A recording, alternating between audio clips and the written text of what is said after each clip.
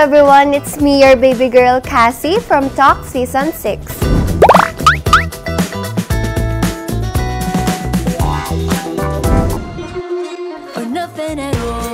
Si Cassie, before pumasok dito sa Talk Mansion, ay isa siyang member sa girl group, which is P-Pop Generation.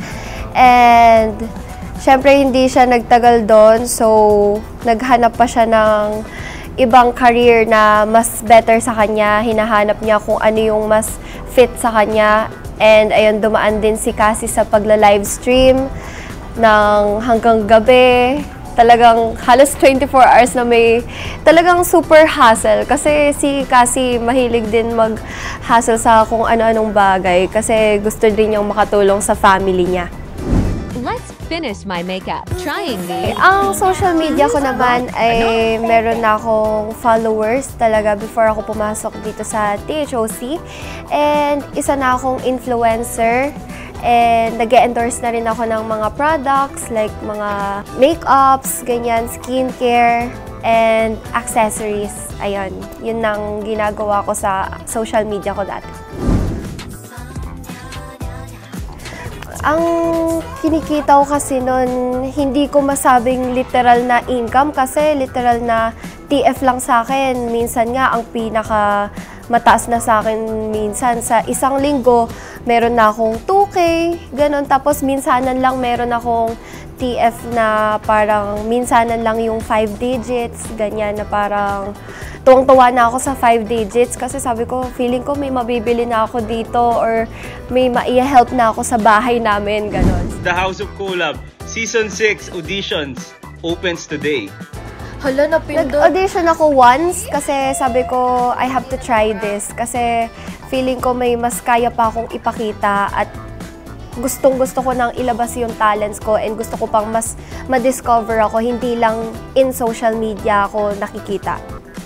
Nung nalaman ko na natanggap na ako sa audition, nasabi ko, hala, siguro para sa akin talaga to kasi syempre, alam natin yung ibang naging sisis dito, nakailang beses ng ulit ng auditions and ako, nakita ko na parang one time lang ako nag-audition, nakapasok agad ako. So, I think it's my time to shine, gano'n. Na parang, sige, let's go, game na to, ipakita mo lahat ng talent mo. And it's worth it na napakita ko nga yung talent ko dito sa loob ng THOC.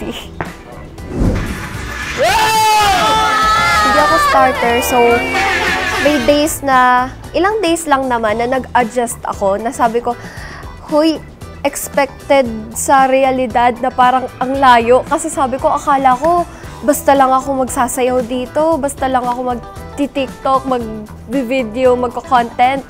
Nun pala sabi ko, oh my God, kahit anong buhay mo talaga, kahit anong career na pasukin mo, maiisip mo na lahat tayo may kanya-kanyang hustle. Like, doon ko palang naisip na lahat pala ng bagay mahirap, walang madali. Kaya sabi ko, nung pagpasok ko dito, sabi ko, siguro kaya ko nga kasi nandito na ako eh. Sabi ko, hindi naman to ibibigay sa akin ni Lord kung hindi ko naman kaya.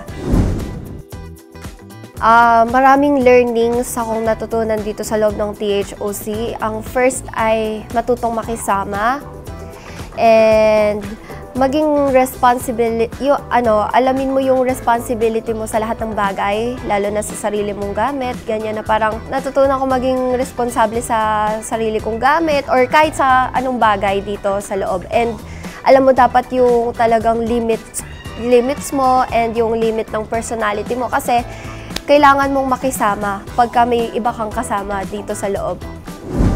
Bottom 4 ngayong gabi. Ang di ko makakalimutan, siguro ang pinakatatanim sa buhay ko hanggang sa pagtanda ko is yung sent home. Yung votings.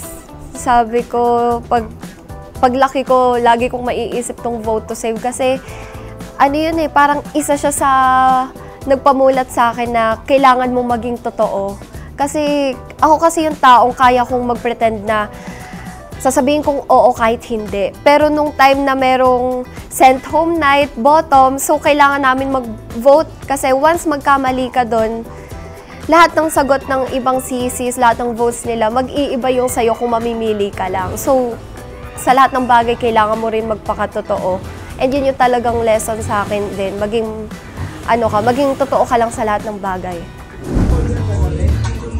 So, yun nga, nasabi ko naman na before ako maging influencer dito sa loob ng mansion is pinakamalaki ko na yung 5 digits. And nung nandito na ako is na-achieve ko na yung 6 digits na income. Kaya grabe, sana mas madagdagan pa. And yun na parang more manifesting and hard work pa. Hala! Will you be my official girlfriend mo? Dahil nga meron na akong 6 digits, hindi lang din dahil sa akin. Kasi sabihin natin na talagang swerte natin ngayong taon. Kasi hindi lang talaga yung ina-expect ko na blessings yung dadating sa akin, pati pala love life.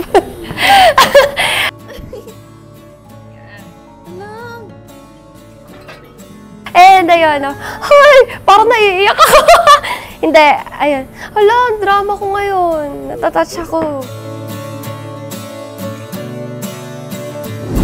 Si Bubu, nung dumating si Pabi sa life ko, talagang siya yung isa sa nag-help sa akin sa lahat ng bagay na parang sabi ko, hindi ko to kaya. Meron isang tao na sasabihin sa akin na, kaya mo yan. Alam ko na ginagawa mo na rin yan. Alam kong kaya mo yung mga ganyan. Pag sinabi kong, Bu, hindi ko talaga kaya, sasabihin niya, ako na. Sasabihin niyang ganun. So parang kinakaya nito para sa akin. So gagawin ko na din. So parang ganun yung nangyayari sa amin. Kaya talagang nag-grow kami together. Kasi hindi lang dito sa loob Dito ko yun sa loob nag-start yung spark namin about teaming sa amin dalawa. Hindi lang dahil sa name namin, dahil talaga sa relationship namin yung dalawa.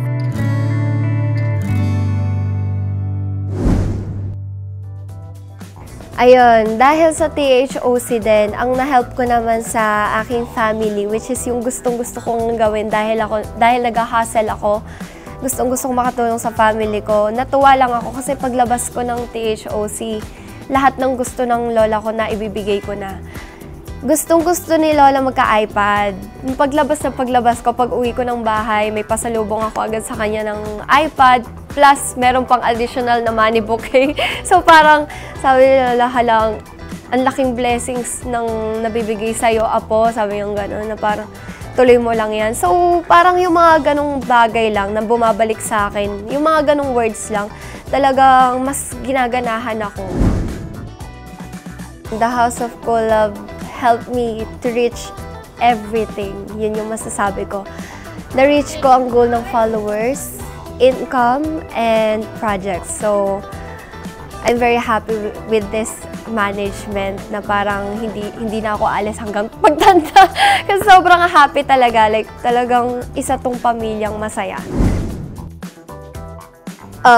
Ayun lang. Ang masasabi ko sa The House of Collab ay sobrang maraming thank you. Like, thank you so much, The House of Collab. Walang sawang pagsasalamat. Kasi, in-expect ko pagkalabas ko dito, tapos na, or ikaw na bahala mag-push sa career na gusto mo dahil naka-earn ka na.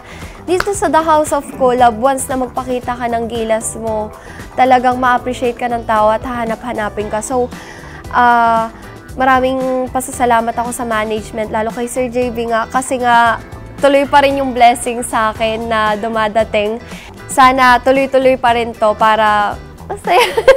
And sa mga gusto at pangarap maging isang content creator here in the House of Collab is nasabi ko lang na magpakatotoo ka lang sa lahat ng bagay and enjoy the moment and be happy always, yun lang. And always, share your blessings. And always be grateful. Ayan.